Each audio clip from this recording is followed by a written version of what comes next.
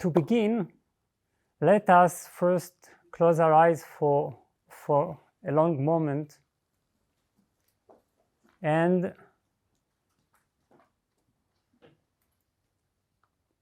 even if we're feeling wonderful today, remember that we have accumulated these emotions and difficulties, so it is not impossible to respond to what I will ask you to do. So as you're closing your eyes,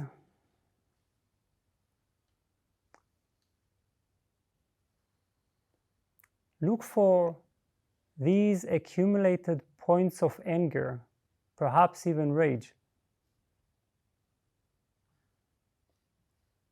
that are stored within your body.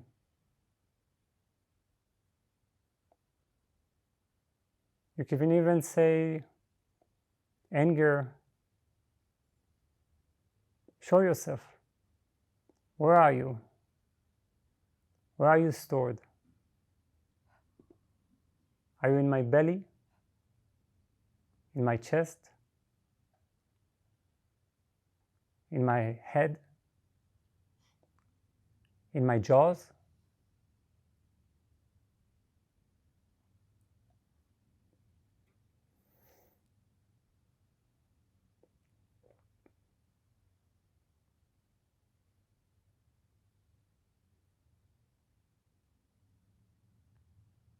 Perhaps it's anger towards certain people.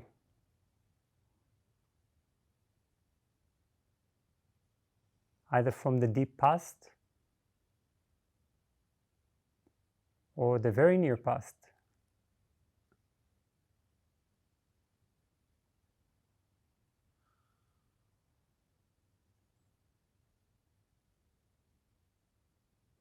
Perhaps it's anger toward life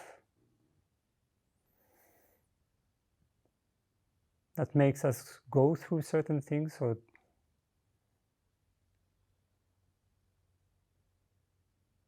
feels unfair.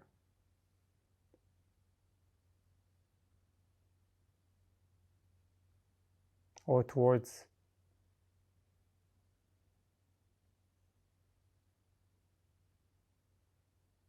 the cosmos or God or any other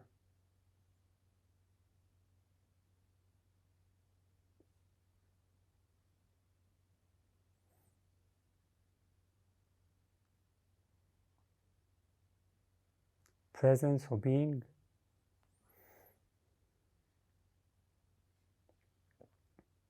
It may also be anger toward ourselves. Perhaps we have rage toward ourselves. Perhaps we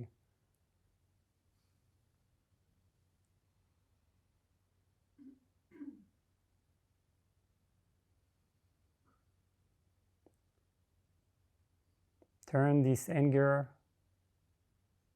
more toward ourselves. So look for these points of anger.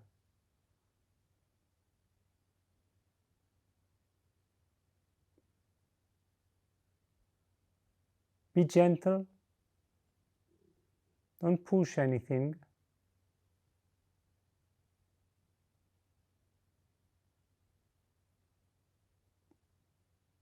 And don't fear it.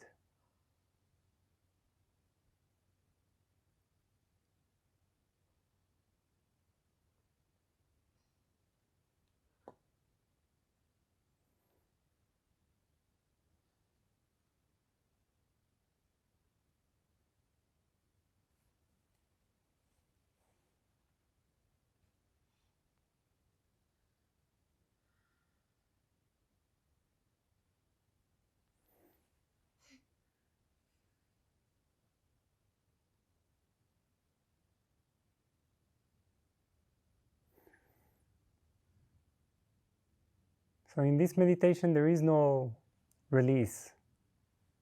It will be something that we've opened and will only close at the end of the talk. We right now are just with the anger, being with it. And the first thing we want to do is to understand what anger is. So you can, if you want, you can already open your eyes, because now we'll be discussing this.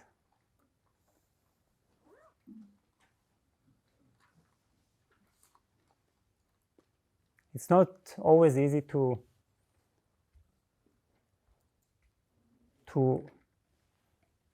acknowledge how angry we are, you see, because there is obviously the self-image and the social image of being very kind people and so on and so on, but this doesn't help us at all.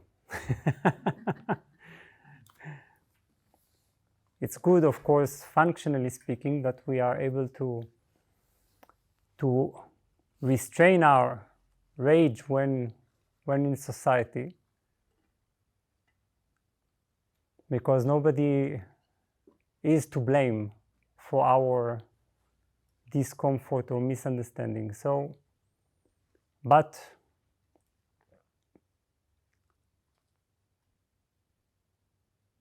here we need to first acknowledge that. So what is anger?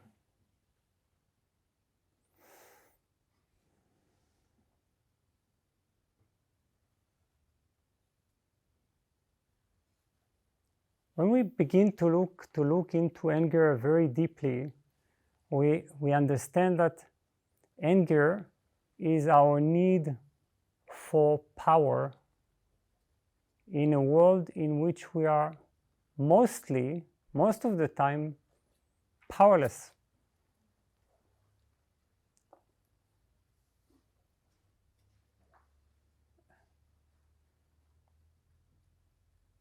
So much deeper than anger is the recognition that we are powerless. This is the source of anger. This is the source of this emotion. Anger is actually, the very presence of anger is the denial of our powerlessness. We don't want to accept that. It is too difficult, too painful. So what anger is this non-acceptance, is the denial of a reality of life, the reality of the world. This doesn't mean that we are always powerless, not at all. But anger arises when we are, you see? When we are and we don't want to be that way. Why don't we want to be powerless? Well, that's almost a ridiculous question, right? There is a certain element in us that just doesn't want to make a compromise. And what is it that we don't want to compromise? It is life exactly as we imagined it to be.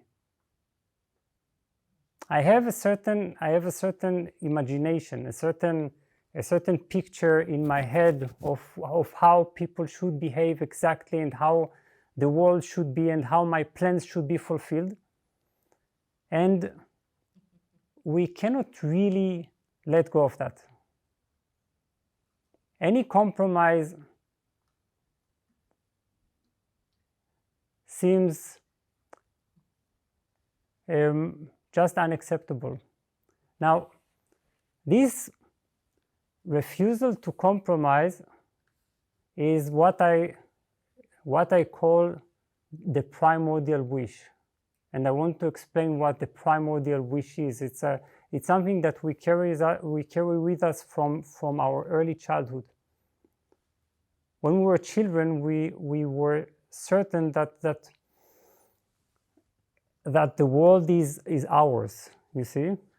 That somehow whatever we dream about can come true, we can become whatever we want to, we have all kinds of powers, sometimes we even miraculous powers, and the world was open.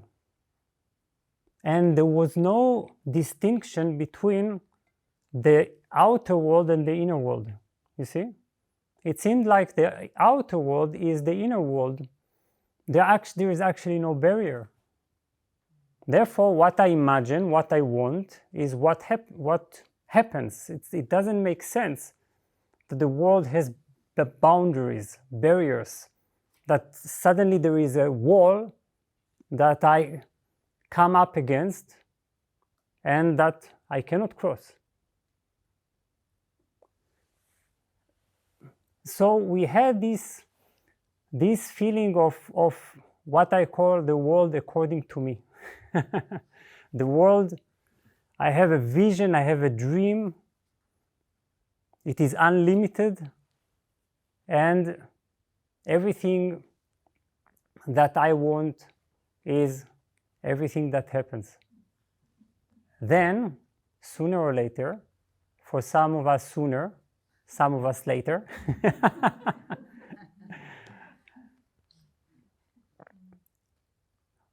we tend to speak of adolescence as the rebellion, the anger that we feel, as something that is related to authorities and so on and so on. Yes, this is one of the components, but there is a more immediate component. It is the realization that there is a huge difference between the inner world and the outer world. A huge barrier, and it's this primordial wish that becomes crushed against the wall of reality, and you realize you have to go through this painful disillusionment. The world is not yours. This anger, this rage turns into this rebellion that we are experiencing. Of course, nobody explains it to us, you see. Nobody comes to and says, well, you see, you used to think that we have a primordial wish. I also have a primordial wish in me, and even I am still infantile, like you see. I'm talking as the parent or the teacher. We both of us, we refuse to let go of that. But you are experiencing it harder because it's the first time you're realizing this, you see.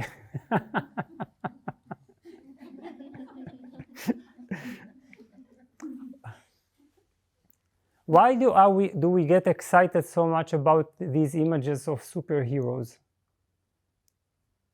Superman, super that, super this, right? Everyone, we are fascinated by these images because there are reflections of this infantile wish. We also want to move through walls, to control the world, to have secret powers, and we don't. So at least we enjoy it in the movies. So this is a wish. I also sometimes call this the banished dictator, because it is someone who thought that he or she controls the world, governs the world, and then is banished, is thrown out of the throne, and now you are still this king or queen, and you are frustrated. So this is the source of anger, and it is not only about that huge anger from our adolescent times, but it is anger whenever this happens, because this primordial wish has never really been let go. We secretly hope that one day perhaps life will change its mind, you see, and then the world will happen according to me. So then we hope, and then at every point of encounter with powerlessness, this primordial wish screams, and it screams not with anger, it screams with pain, with frustration, you see. Now, this is what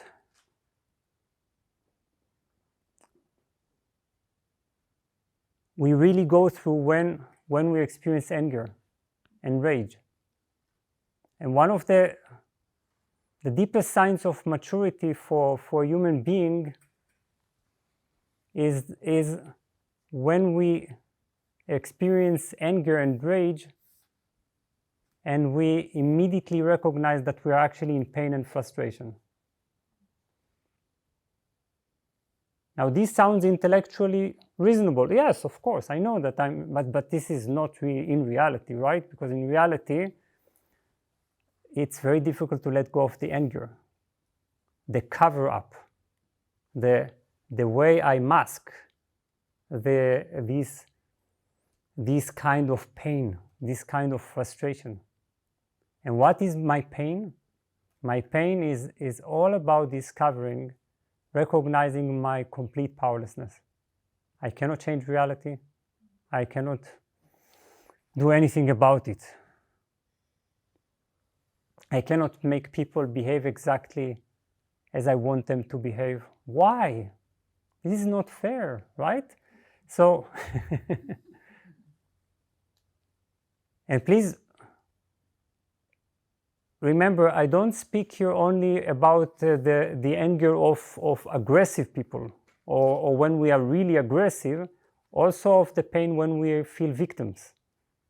It's essentially, it's the very same. Of course, there are differences in the levels of aggression, of the degree to which we harm others.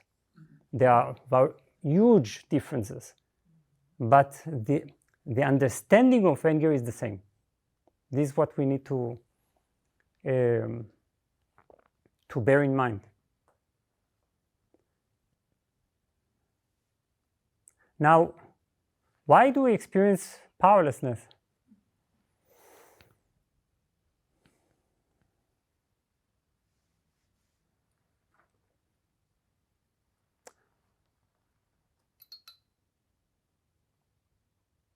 We live in a world which is so full of so many other wills, right? So many other expectations. Take, let's say, 8 billion, add to that many other wills of animals, of insects even. They also want their share, and there are plenty of them. Probably they control the world. We are just visitors. So, so it's a world so full of wills, and many of these wills are far stronger than ours. First of all, there are some people who are much more willful than us. They are so willful that they can really move mountains with their wills. We probably don't have it. Second, some people, we simply depend on their will, and if they don't want to follow our will, we just can't do anything about it. And there is the huge movement of life that we simply cannot overcome, right? The movement of the universe, the movement of nature, the fact that we don't even control our birth and our death. Not enough, at least. So there is this. And of course, there are those endless collective crises that seem to be increasing these last years. We watch the war, we watch the pandemic and everything around it.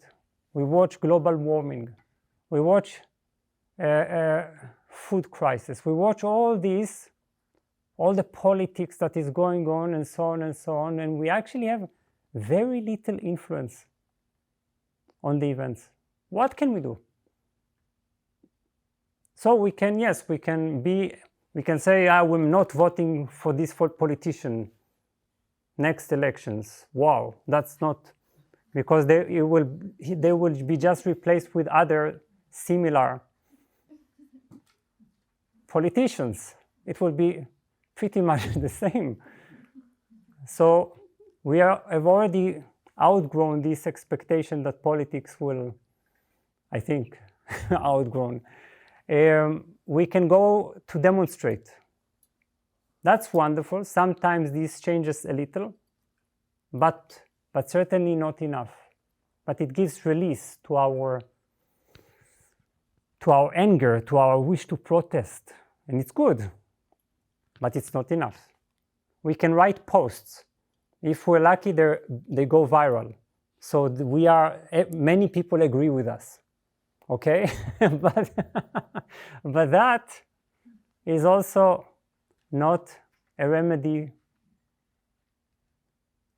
for this sense of powerlessness. In general, we watch the world moving forward with great intensity, and we know that we have very little power. So, yes, of course, we have some degree of capacity to influence events, to change events. This is crucial. We should never let go of that. We'll talk about it next days. But relative to our primordial wish, we have very little influence. That's the thing. This makes anger grow inside us. Even those who have helped many people, take, for instance, Mother Teresa, and I know that Mother Teresa has become controversial, but I don't think that what she did to many people is disputable. Only some other elements. But people like Mother Teresa felt completely frustrated. You see? Now what can we say? She worked with so many people, and she still used to say, this is just a drop in the ocean, it's nothing. So it's the same. So you can be an activist for the rest of your life. You will feel completely powerless, maybe even more powerless, because you will always see that even a great revolution with time turns out to become again balanced and pressed against by other forces, and so on and so on. So injustice is a part of the nature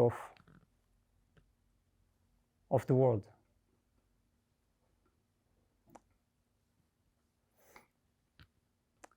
So sometimes we have this hope for great power, greater power.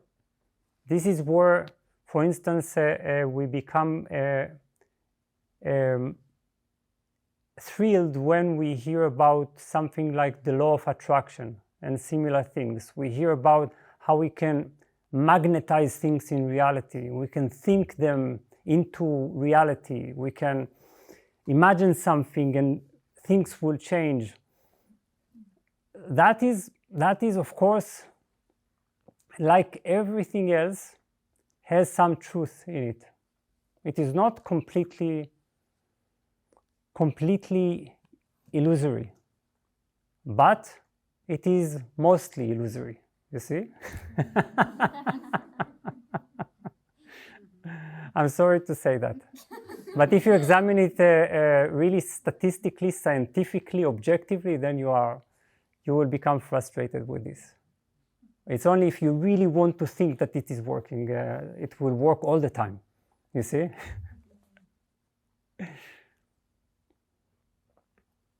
I just imagined that you would laugh at that moment. And you did.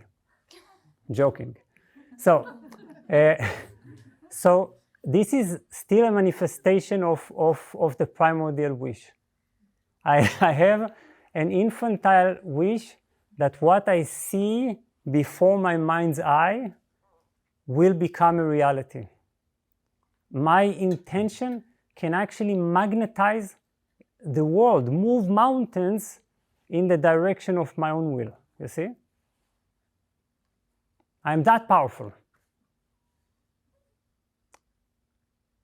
So what is beautiful about the law of attraction is that it, of course, it helps to consolidate, to crystallize my will and my intention. This is very, very important. And when my will and intention are crystallized, unified, my being, my presence can cause ripples in reality. No question about it.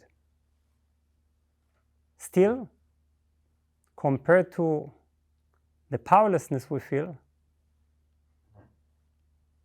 this is very small and cannot prevent our anger. So, this is how it is. Frustration is the beginning of anger. First of all, in the beginning there was frustration. Then came anger. And anger is the beginning of something else, violence. Now every anger is a form of violence. There are subtle forms of violence, less harmful forms of violence, but it's still violence. Violence in the sense that it is my will, look at it, my will to, my wish to force my will on someone else. This is my hope. If I shout strongly enough, then I will be able to impose my being, my will on the other. I can make the other be, at least in this moment, like a puppet on strings, and I am the puppeteer. I can make the puppet move the way I want it to move. I can make it react the way I want it to react, to say the exact right words, to be a player in my reality.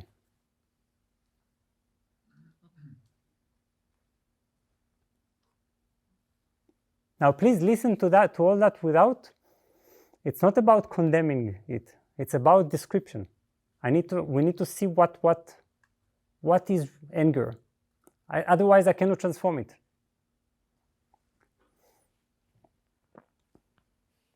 Don't be angry at anger, remember. It will, that will be just, self-defeating. So, we at least want, if not to control the world, the war or something like that, we at least hope to control our environment. At least that.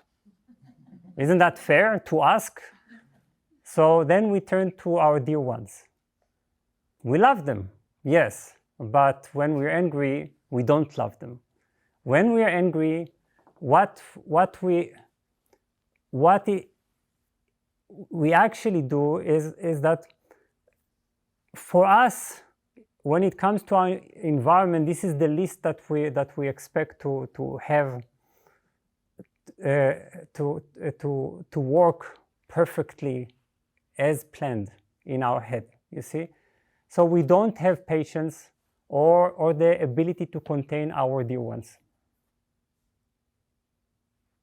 We don't need enemies in the house, you see. We have enough to deal with. Then our dear ones need to behave exactly as we want them to behave and not to resist ever. Then this is how we reach an absurd situation in which our dear ones, our loved ones, are those we almost objectify, and we talk to so impatiently, so disrespectfully.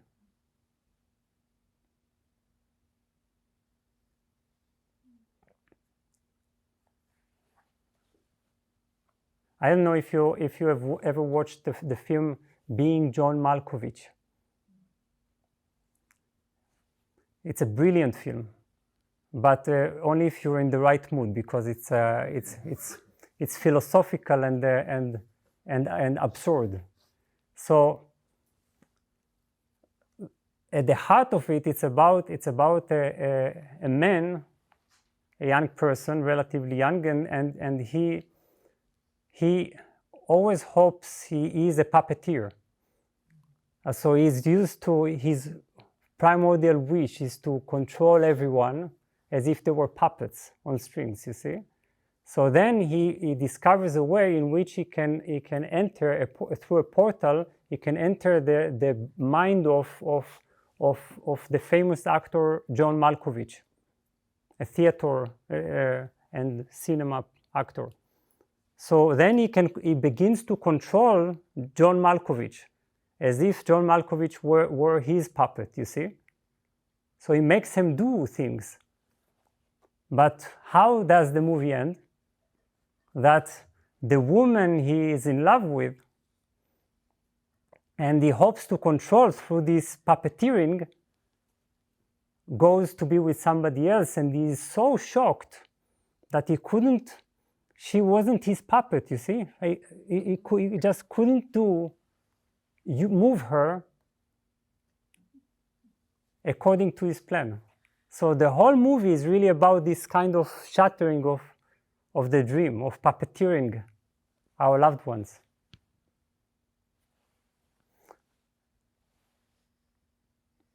So what is anger? Anger is our last resort when we experience a state of powerlessness. We can't change, so this is the last place. What does it mean? It is the last power that we can experience, you see? At least we now experience some sort of power. And there are also this includes not only our daily anger, it includes also the anger that we've accumulated, which means the anger that we are not willing to let go of in relation to people from the past and events from the past, because that retains our last sense of power, you see? We were powerless in those situations. So at least we retain this power. This is our last feeling of power.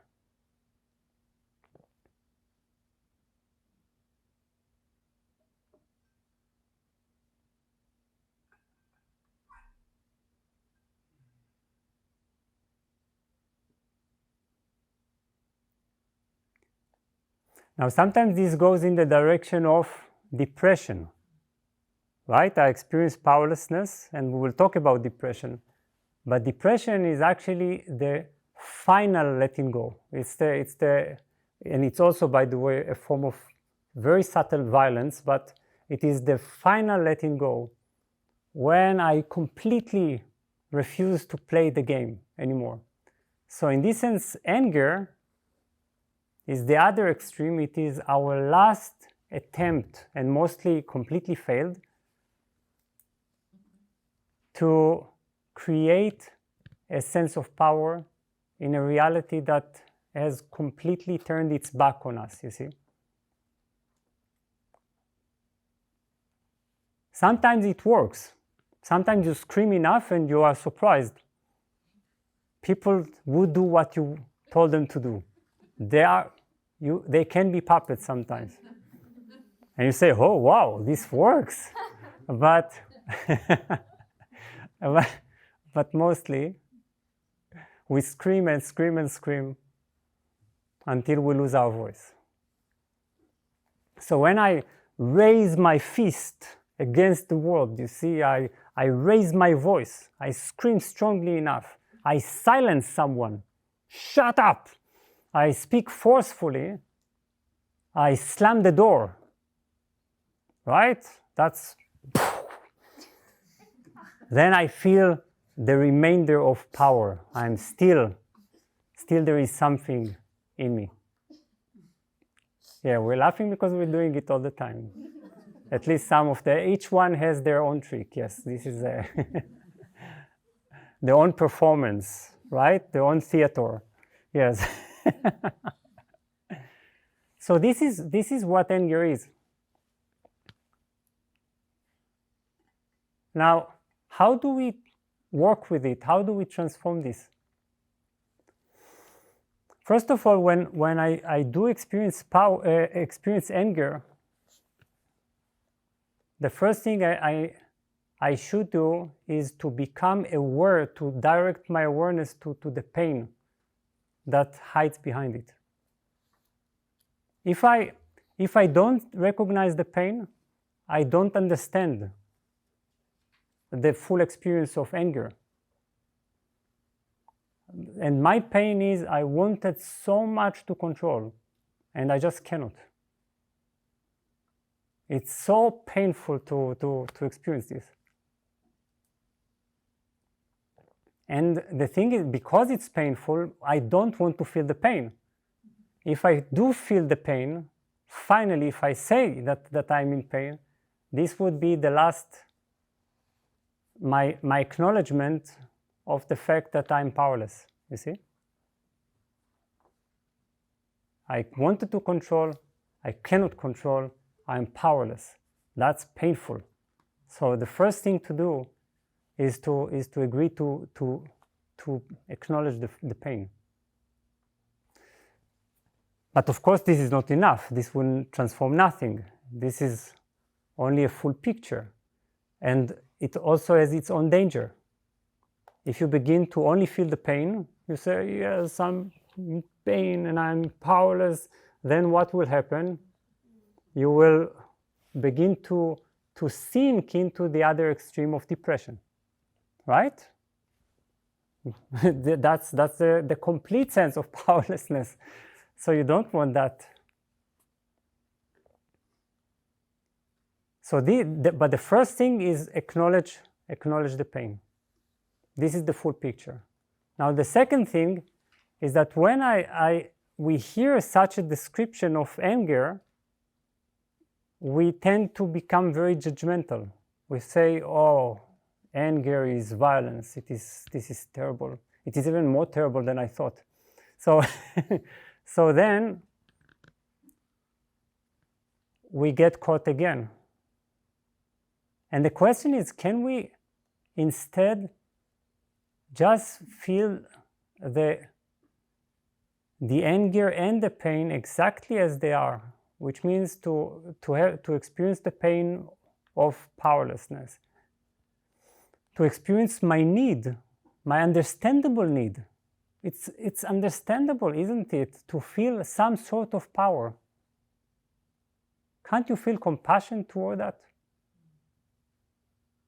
In such a terribly massive world, that we also want to feel our grain of power, right? So that's understandable. We want to experience sometimes a rebellion against this silent reality that wouldn't listen to our heart's desires, you see? So this is the second thing. One, understand, recognize the pain. Second, compassion. This means that I turn compassion toward this anger. I understand it. I am compassionate because I understand. So I don't think religiously, thou shalt feel no anger, and so on. It is not about, it is not okay to be angry. Anger is not spiritual. You should accept everything as it is. You should be loving. This will not help here. You see? So instead, use compassion. Open your heart to this. Look at this person in you that is really struggling, and that is encountering this painful truth of his or her own powerlessness.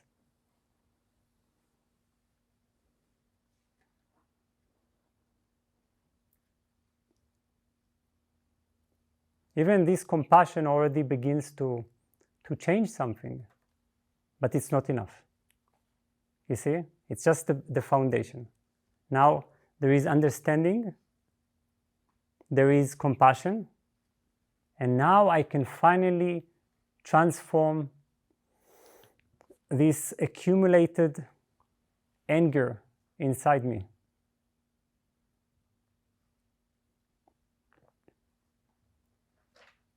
How do I transform it?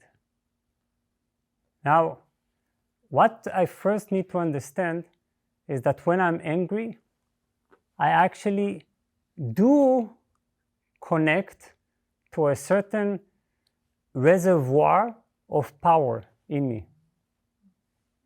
This is the thing. So when I'm angry, I get in touch with potential power, potential presence. Because if I pay attention in anger, there is some red, fiery, concentrated, hot, burning energy, right? It's it may feel dangerous, but it's not really dangerous if I don't fear it. So if before that my being was weak or even sleepy, now I feel like a roaring lion, right? Suddenly I rise, I claim my existence. And this is not so bad. Think of it like that. Think of a wild, untamed horse. It has so much energy, right? It belongs to nature. And then there are those horses that have been trained. I'm not talking because I don't think this is, I'm never happy when I see that, but I'm really not happy when I see that. But all these tamed horses that are completely obedient, right? They have lost their energy. So when you are angry, you are an untamed horse, and it's good. You need this energy. It's better than being obedient and the good boy or girl all the time. So finally, when you're angry, you're present. Fully present. You claim your existence in the universe. You say, I am here. In this sense, it is really good that you're angry. So potentially, anger is the beginning of presence. That's what anger becomes, if you know how to do it. Try to become present, and people try to do this all the time through meditation, to become present only by using the good energies, you see? The good energies, it is still not powerful enough. Trying to create a sense of presence without anger at all will actually not yield powerful enough results, because it is still based on cold energy, sleepy energy, you see?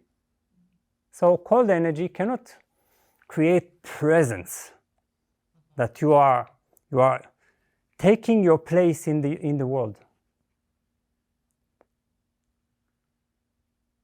Now I want you to take a look at these Vajrayana deities. This is really interesting. This is Heruka, who is one of the main deities in Vajrayana. These are called meditational deities because they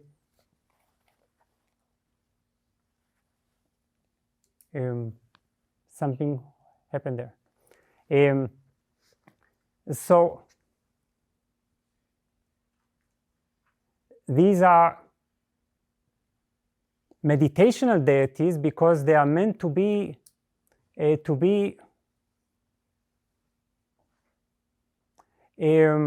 reflections of our own Buddha nature, you see? So then you look at these deities and you see something really strange. Because you were imagining that something that represents your Buddha nature would be very gentle, loving, beautiful, right? But these deities are also, they have one element, they are wrathful. They have some kind of fearsome presence. Look at them.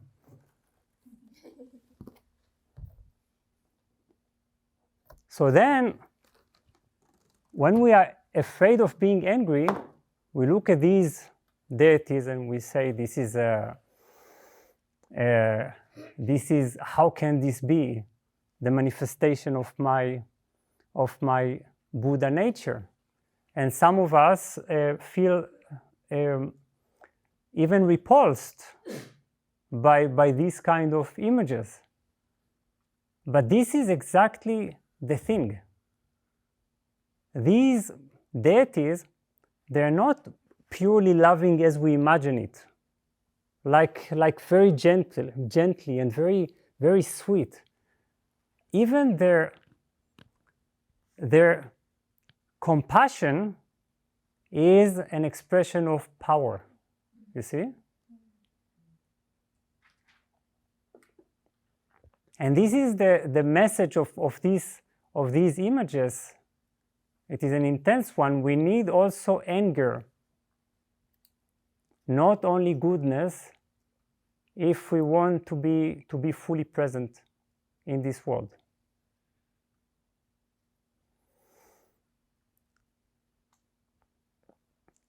So before anything else, this is what anger is meant to become. It is meant to be transformed into presence. If it is just stuck as anger inside you, it will do nothing beneficial.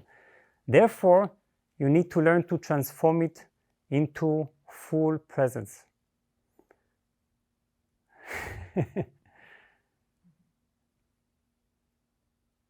So if you sit with anger and you let it begin to be there, what the anger does is that it shatters your sense of smallness. It shatters your self-limiting concepts. It shatters your self-image. It shatters your stifling experience of yourself.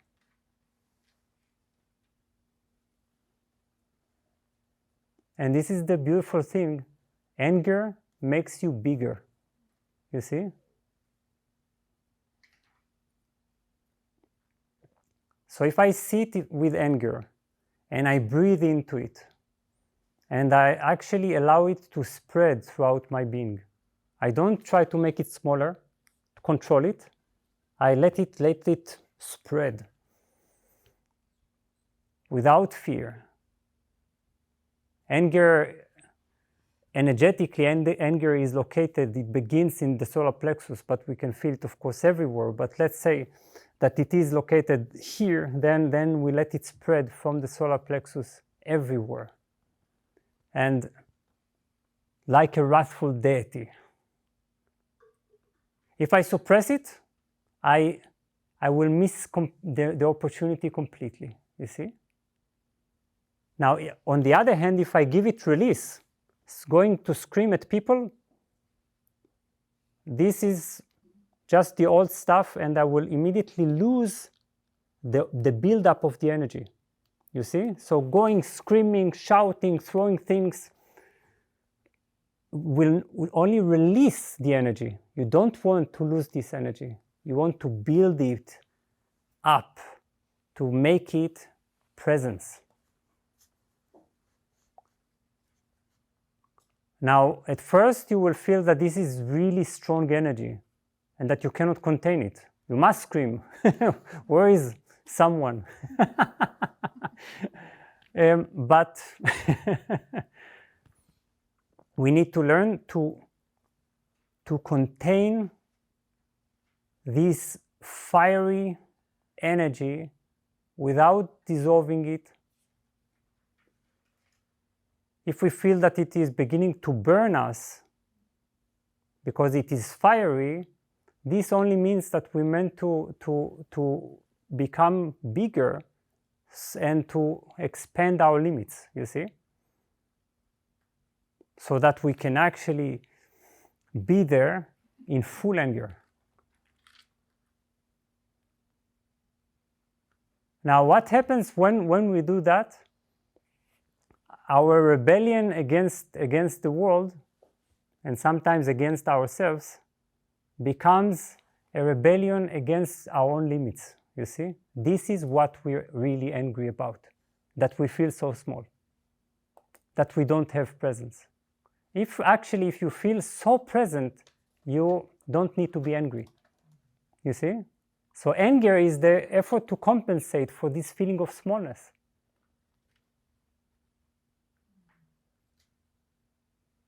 So this is what I suffer from my feeling of smallness.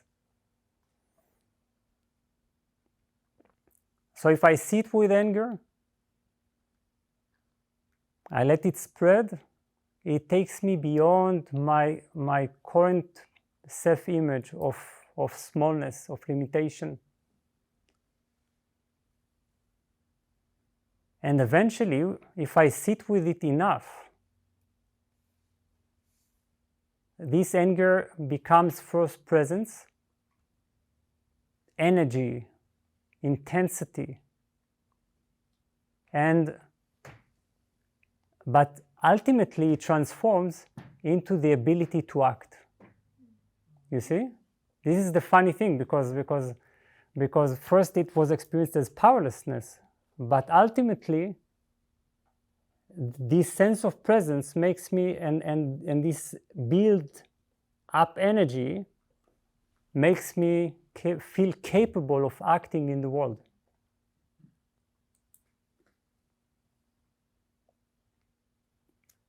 So now let's take a moment to close our eyes.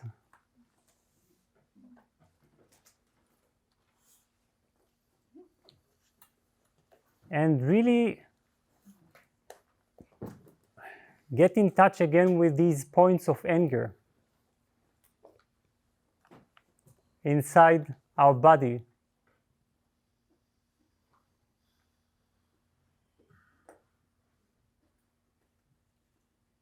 We can take just one point of anger, or we can take more,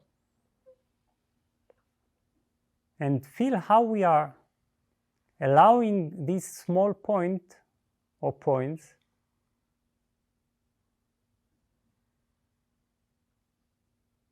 to spread throughout our being,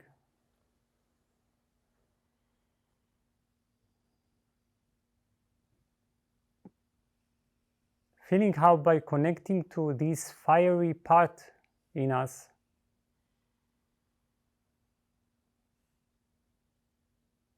we slowly grow in presence.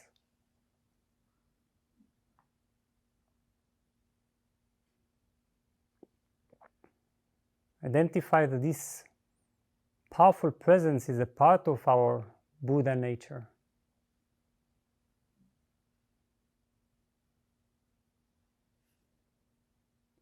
and its building blocks our anger.